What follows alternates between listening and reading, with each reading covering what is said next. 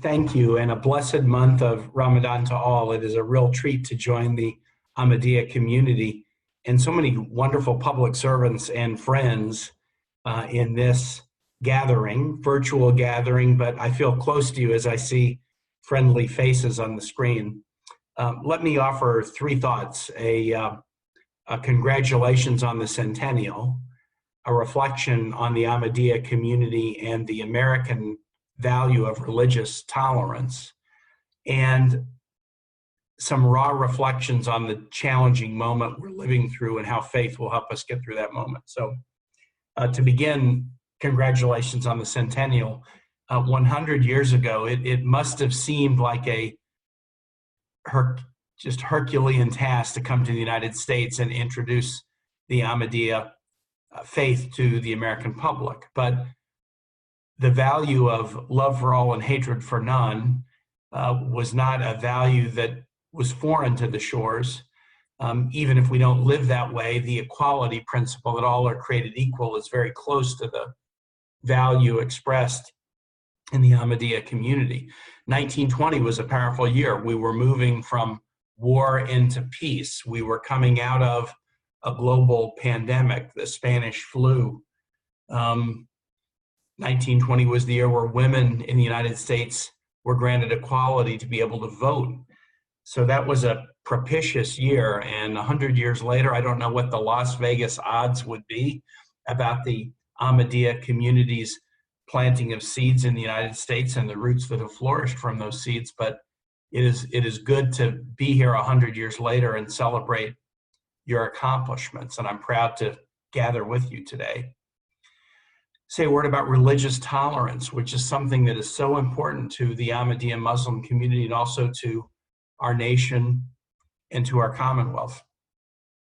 A prominent American historian, Gary Wills, describes the Constitution of America as one of the best borrowing jobs of all times. That the framers, while they made some significant mistakes, one of the things they did well was they searched other constitutions and gathered ideas to try to put together an amalgam of thinking about what democracy would be. Gary Wills pointed out that there were probably only two things in the original Constitution of the United States that were truly original, that weren't in the founding documents of other nations. One was that war should not be a matter for the executive, but instead for the legislature to initiate, which is something that I feel very deeply about. But the second one was the notion of religious freedom that was first put into law in the Virginia Statute of Religious Freedom by the Virginia General Assembly.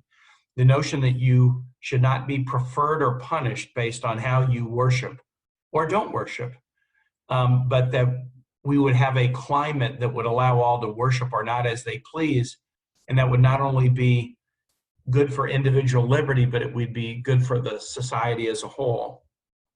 So much of history is about religious hatred and about religious division and about using religion instead of elevating and lifting to divide or conquer. But the Ahmadiyya Muslim principle of love for all and hatred for none is so close to that value, that First Amendment value of accepting all and encouraging all and learning from all in the choices that they make. That has made the Ahmadiyyas often the victims of persecution.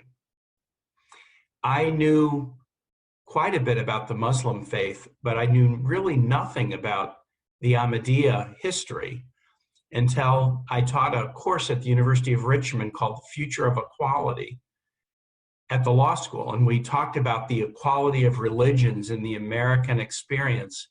And I had a student in my class by the name of Qasim Rashid, who educated me a bit about the Ahmadiyya. And that was how I first learned about the Ahmadiyya. And I honor in you your commitment to an embrace of all traditions, because I think it is as Virginian a value, as American a value, as universal a value as exists. So thank you for being a witness to that important universal truth.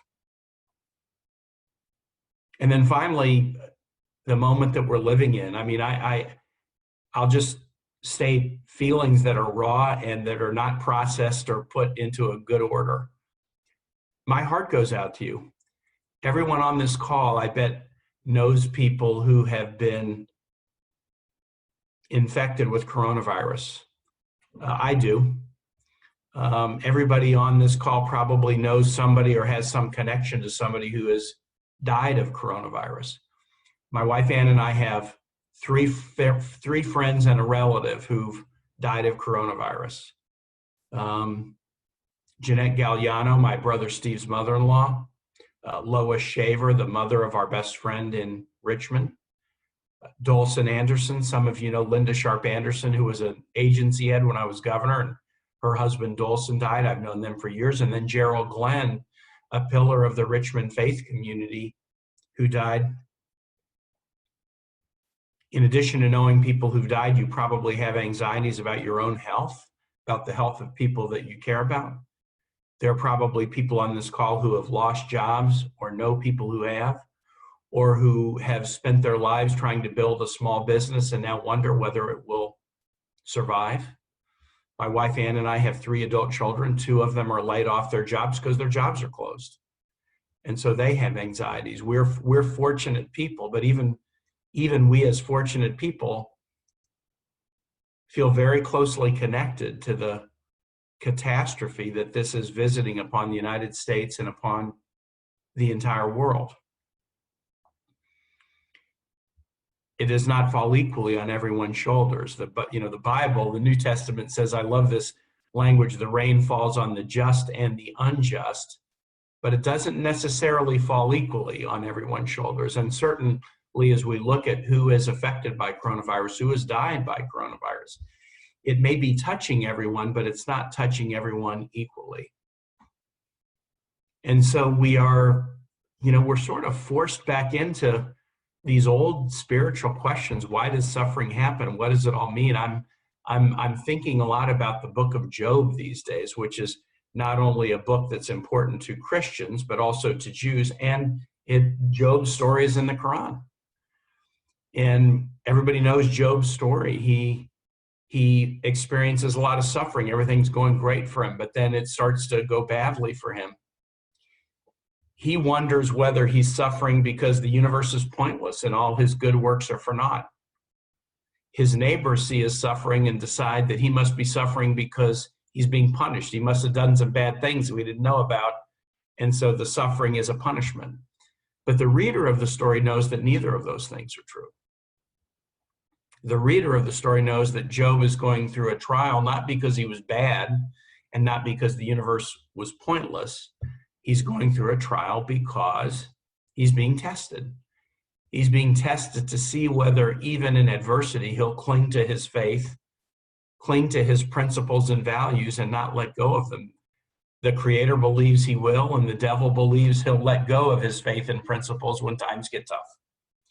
And we know the story because even though he's mad at the Creator, because he clings to his principles and faith and doesn't let go, at the end of the day, what was lost to him was restored.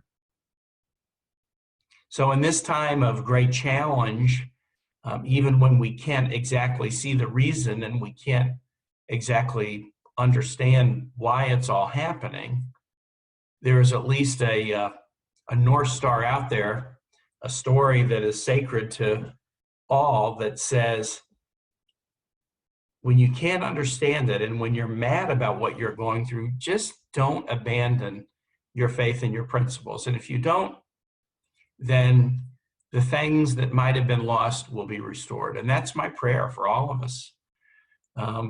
We hold to our faith in our religious values. We hold to our faith in the values of this country. And that's my hope for all of us as I join with you this evening during the blessed month of Ramadan. Thank you for having me tonight.